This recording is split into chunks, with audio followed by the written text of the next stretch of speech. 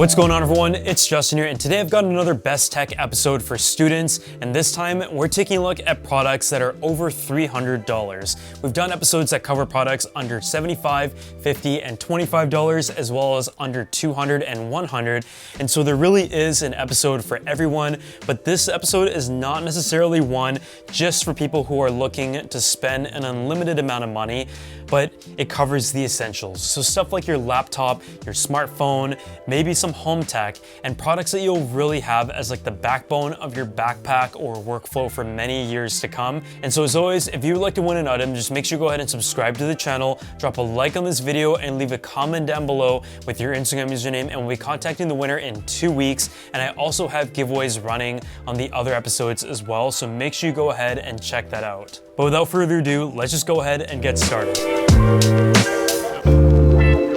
So this right here is the Friedrik 72-hour backpack, and it's one that kind of doubles as a suitcase but also a backpack, and I think it's good for anyone who has to carry a lot of stuff, school equipment and whatnot, but it is a very premium backpack. It has a really nice nylon finish, and it's a backpack that I would call a structured backpack because it really does hold its shape, and if you have things that you have to protect, maybe like a change of shoes even and stuff like that, you can ensure that you can all store it in this backpack. The way it opens is one where you can completely open it to the front.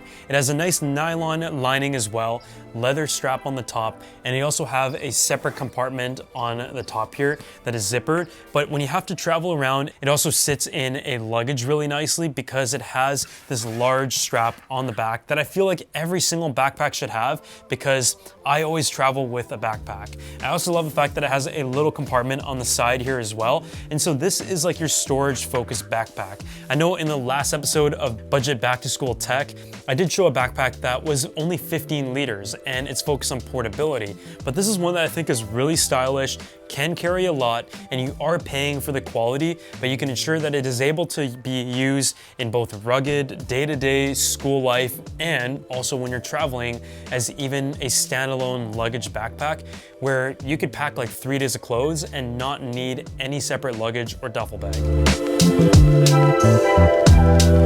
So this right here is the new Framework 13 laptop, and it's one of the cooler products that I've checked out recently. It gives you the experience of not only being able to build your own laptop and set it up while also picking the custom specs, I/O, and add-ons, but I think the most important aspect is that it allows for easy upgradability in the future because tech is changing all the time.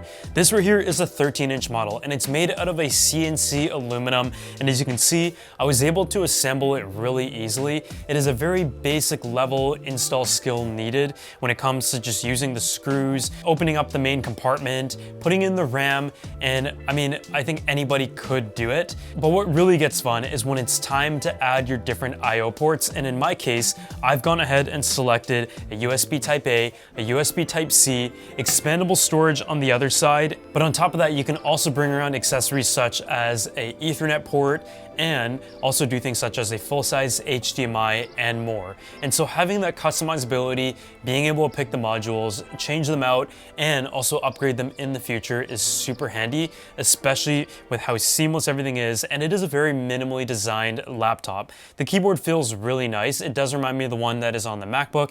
You have a little sensor on here, and the display itself is a 16:10 aspect ratio, and it's available in a larger model as well. And it's great to even be able to change things such as the keyboard layout, upgrade your processor, add memory and storage whenever you need. You have the option between an Intel Core Ultra Series 1 or a Ryzen 7040, and in this case, I have the Ryzen model. In a world of computers where you have so many options, so many features, and a lot of marketing behind it, this is a way that you can actually save a little bit of money for paying for exactly what you need, which is the specs, the processor, the RAM, the internal ports, and not paying for all of that extra stuff. And you can also save a bit of money with a model that is not assembled. And as I mentioned, it is an assembly process that is fun and really easy for anyone to do. So it definitely is one of the more unique products that I've checked out. And I mean, as someone who always likes to see the process behind how tech products are put together, I think this is a fun way to take part in that. So when it comes to the smartphones, you guys know that I am primarily an iPhone user, and when it comes to recommending a phone right now, it is nearly time for the new generation of iPhones to come out.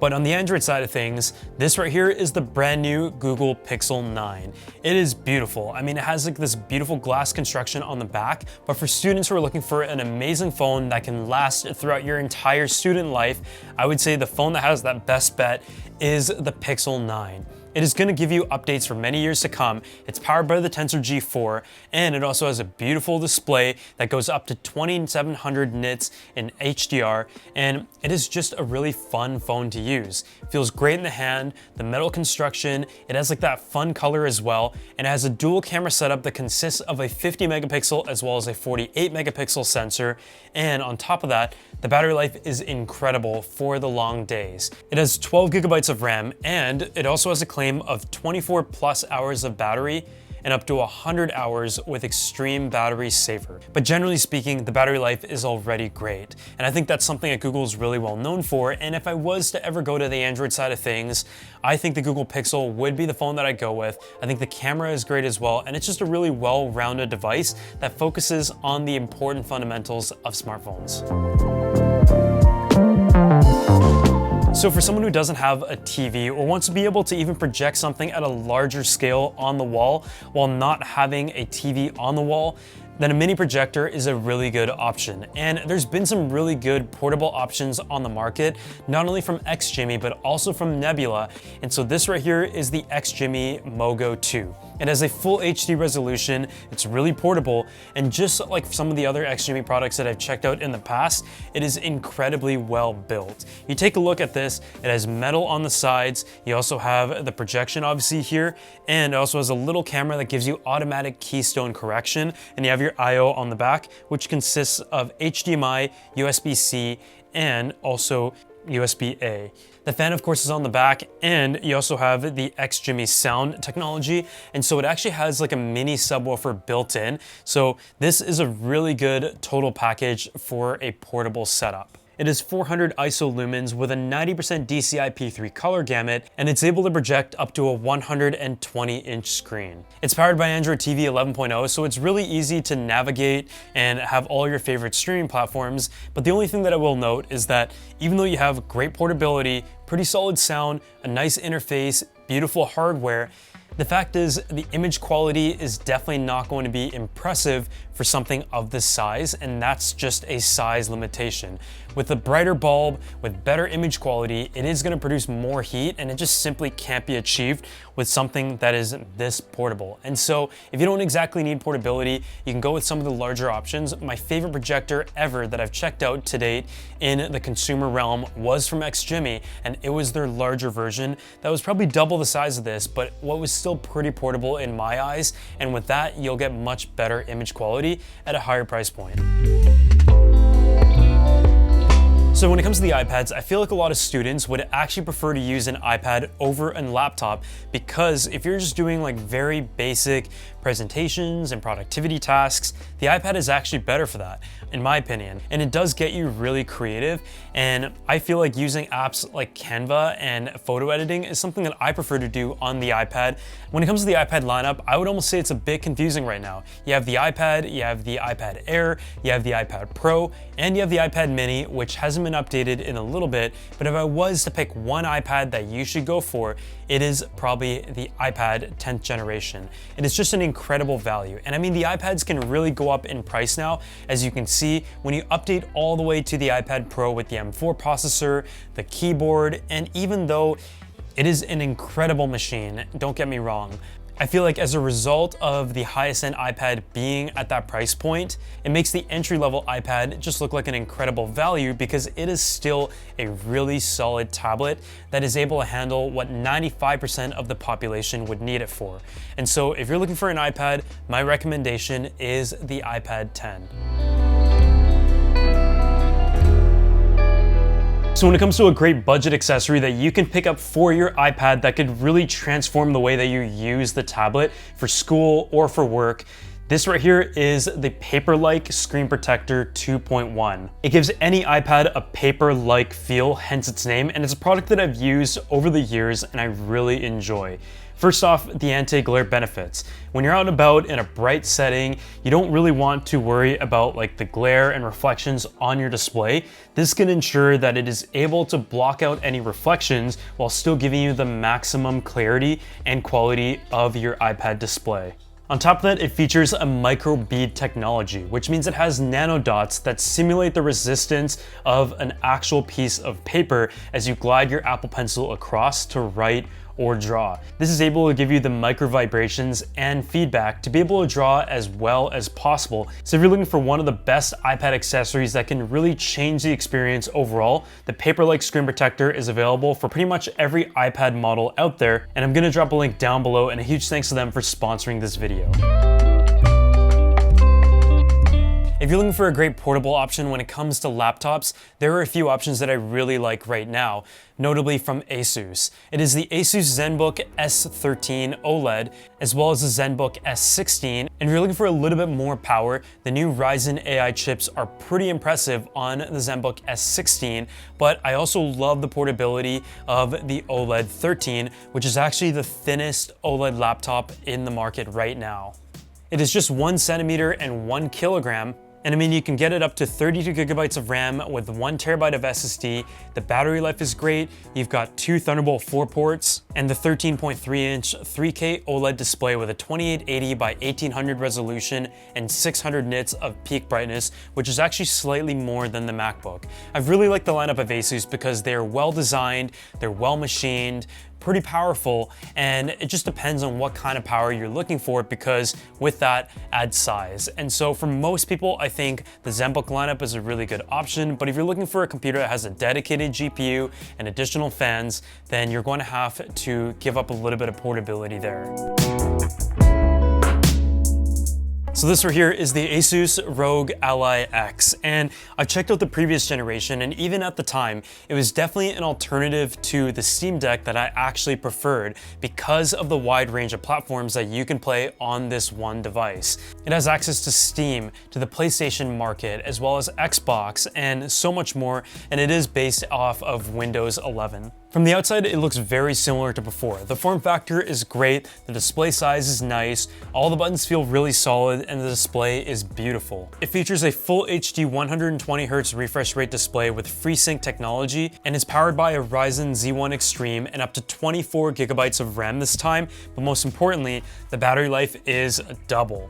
That is something that I had as a complaint in the previous generation, but generally speaking, I mean, it is really well refined. I just love the form factor, the hardware, and I think they've made all of the improvements where they needed to in this one device. And so if you're looking for an amazing portable gaming system, say you're living in a dorm and don't want to have like a full-on console, but you still want to enjoy some of your games both at home and on the go, for a price point of $800, I think it is a really solid option, and it's definitely my favorite portable gaming system at the moment when it comes to a Windows-based option.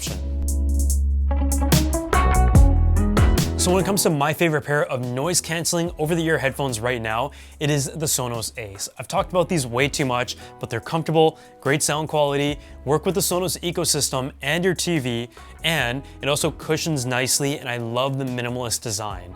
It also comes with a beautiful carrying case, but yeah, this has been my go-to choice if I'm looking for the best pair of headphones on the plane, if you're taking public transportation, walking around, or just want to be able to zone in. And I think the reason why I like these more is because usually over-ear headphones are sort of curated towards either portable outdoor use or more for at home, and I feel like this sits right in the middle when it comes to the comfort and the design along with sound quality.